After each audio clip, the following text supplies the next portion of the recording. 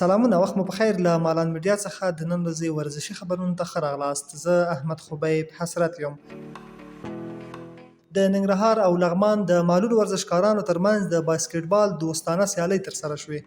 د ننګرهار ولایت د بدني روزنې او ورزش ریاست په همکارۍ د ننګرهار او لغمان ولایتونو د معلولو ورزشکارانو ترمنځ د باسکټبال یو ورځنۍ دوستانه سیالۍ ترسره شوې. دغه سیالۍ په تایلند هیواد کې د آسیا په کچه د افغانستان د معلولو ورزشکارانو د دویم مقام ګټلو په ویاړ ترسره شوې، چې په پایله کې د ننګرهار معلولو ورزشکارانو خپل سیال لوبډلې ته د 9-15 ګولونو په توپیر ماته ورکړه او سیالۍ وګټله. د یادونې وړ ده چې د یاد ولایت د بدني روزنې او ورزش ریاست له لوري هغو 3 تنو معلول ورزشکارانو ته مډالونه او ستاینلیکونه ورکړل شول چې د تایلند هیواد په کوربتوب یې په آسیایي سیالیو کې د افغانستان په استازیتوب له دغه ولایت څخه ګډون کړی و.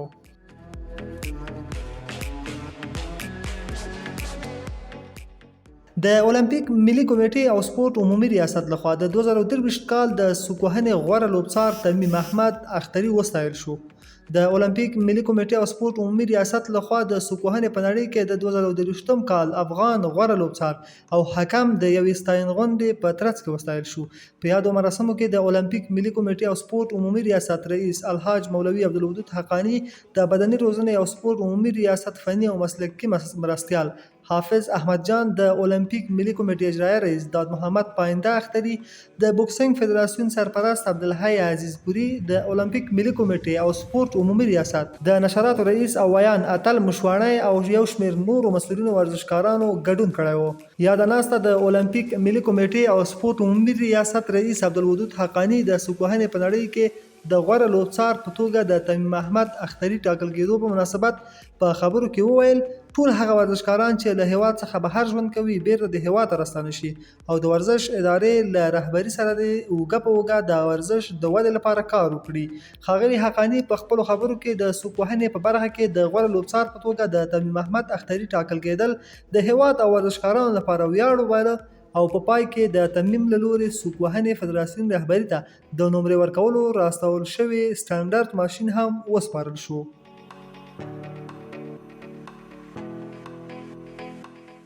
د افغانستان د 20 کلنو فوټبال ملي لوبډلې دویمه لوبه له تاجکستان سره مساوي پای ته ورسېده. د افغانستان ځوانانو 20 کلنو فوټبال ملي لوبډلې د مرکزي اسیا سیالیو په لړ کې خپل دویمه لوبه پرون مازدیګر په ټلیکو آرینا لوبغالي کې له تاجکستان هیواد سره ترسره کړه چې د یو ګول په کولو سره مساوي پای ته ورسېده. د دې سیالۍ په لومړۍ نیمایي کې تاجکستان وتوانېد یو ګول ترسره کړي او په دویمه نیمایي کې بیا افغانستان لخوا همایون امین وکولی شول چې په 48مه دقیقه کې ګول ترسره کړي. په پایله کې یو ټیم هم ونه توانېده چې دویم ګول ترسره کړي او یاده لوبه مساوي پای ته ورسېده. افغانستان د دې لوبې په ترسره کولو سره له ازبکستان څخه وروسته د 4 امتیازونو لرلو سره په دویم ردیف کې قرار لري. افغانستان په خپله دریمه سیالۍ چهارشنبې د غبرګولي په دریمه د افغانستان په وخت 4:30 په زسکا لوبغالي کې ترسره کیږي.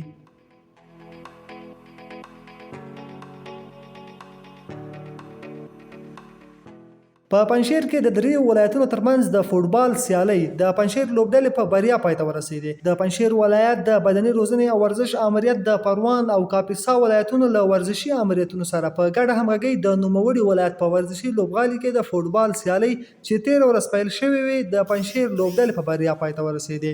د دغه سیالیو پایلوبې په مراسمو کې د نوموړي ولایت د علماو شورا رئیس شیخ مولوي قیام الدین، د مرافع رئیس شیخ عبدالله، امنیه قمندان طیب حقانی، د دولتي ادارو استازو او ګڼو نندارچیانو ګډون کړی و.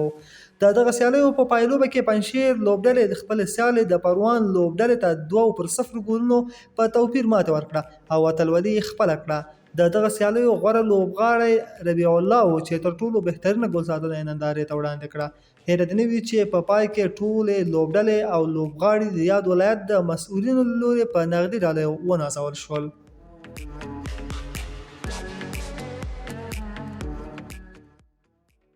د افغانستان کامیار والیبال ملي لوبډله له بریالي سفر وروسته بیرته خپل هیواد ته راستنه شوه. د د افغانستان کامیار والیبال ملي لوبډله د آسیا کلپونو د اتلولۍ په سیالیو کې له ګډون وروسته له 14 مقام سره بیرته خپل هیواد ته راستنه شوه. د آسیایي کلبونو د اتلولۍ په دغه سیالیو کې له 14 هیوادونو څخه 14 لوبډلو ګډون کړی و چې افغانستان په 2 ګروپونو کې اوس سیالۍ ترسره کړې.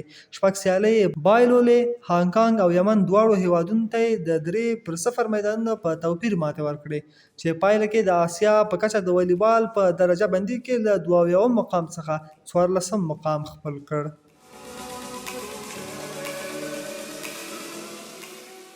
د هند پریمیر لیګ یعنی آی پی ایل دویم پړاو سیالیو کې نن شپه د افغان لوبغاړو راشد خان او نور احمد له کړنوال لوبډله ګجرات ټایټنز به د پیاوړې لوبډلې چینای سوپر کینګز سره مخ کیږي.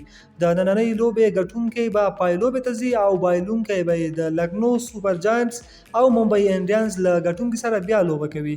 د دغه ستر لیګ پایلوبه را روانه یکشنبه ترسره کیدونکې ده.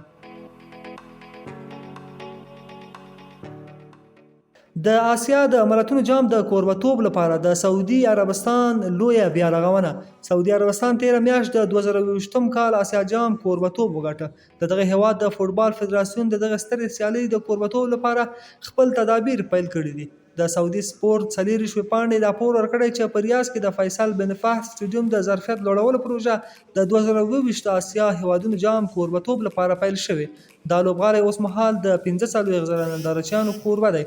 د سعودي فوټبال فدراسیون د پریکړې له مخې دغه لوبغالی به د روان کال 2023 تر پایه وتړل شي چې څو د دغه لوبغالي ظرفیت 90,000 کسانو ته لوړ شي.